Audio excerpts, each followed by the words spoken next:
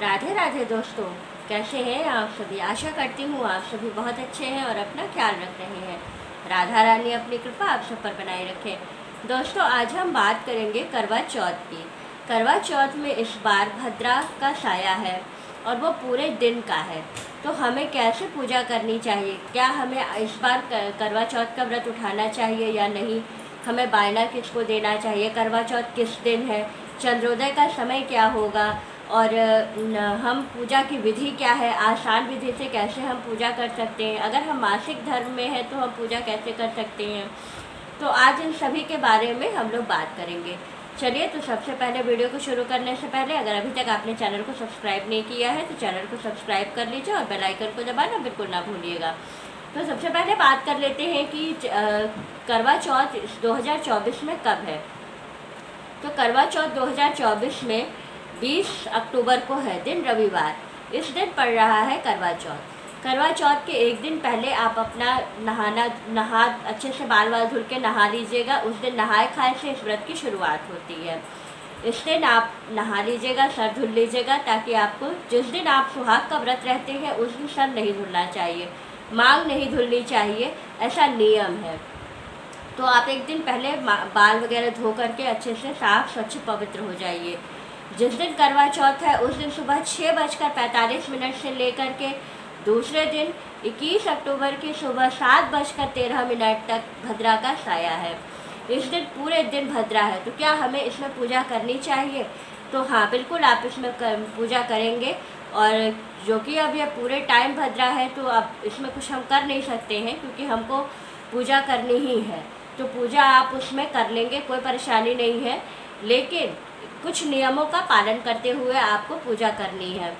भद्रा का जब साया होता है तो बहुत से नियमों का पालन करते हुए हमें पूजा करनी चाहिए। जैसे कि आप भद्रा की वजह से आप एकदम गोधूली बेला में पूजा नहीं करेंगे। या तो आप शाम के समय में पूजा कर लेंगे 4 से 5 के बीच में, या तो 7 बजे के बाद पूजा करेंगे। गोधूली बेला का जो समय होता है वो भद्रा के लिए अच्छा नहीं होता है। भद्रा टाइम में वो समय अच्छा नहीं होता है, इसलिए उस टाइम में आप पूजा नहीं करेंगे। या तो 7 बजे के बाद करेंगे, या तो आप 4 से 5 के बीच में पूजा कर लेंगे।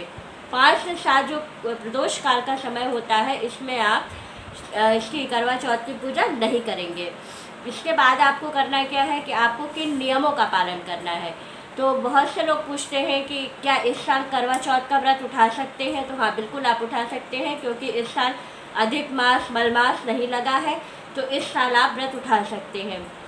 अगर आप गर्भवती हैं तो भी आप व्रत उठा लीजिए, क्योंकि अगर कोई व्रत छूट जाता है, या अगर मान लीजिए कि हम व्रत पहली साल अगर शादी के बाद पहली साल अगर हम व्रत नहीं उठाते हैं तो फिर हम उस व्रत को कभी नहीं कर पाएंगे।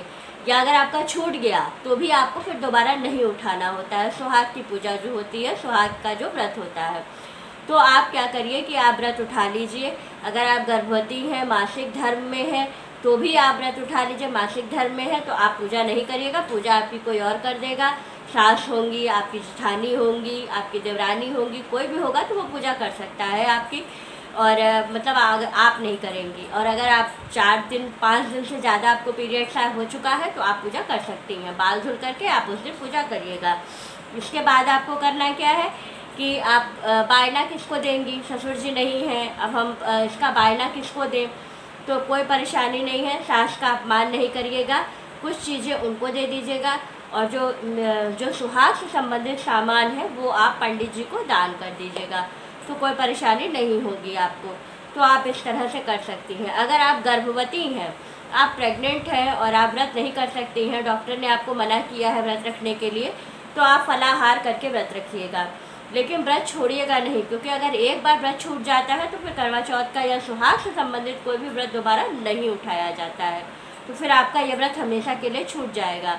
तो आप दिन में भगवान शंकर की और भगवान गणेश जी की पूजा करके, माता पार्वती की पूजा करके, उनको सिंदूर चढ़ा करके, उनसे व्रत का संकल्प करके, उनसे हाथ जोड़ के ये प्रार्थना करिएगा कि भगवान इस साल हमारी ऐसी स्थिति है इसलिए हम फलाहार से कर रहे हैं, अगले साल से हम नियम पूर्वक व्रत अच्छे से करेंगे। तो आप इस तरह से करवा चौथ का व्रत कर सकती हैं।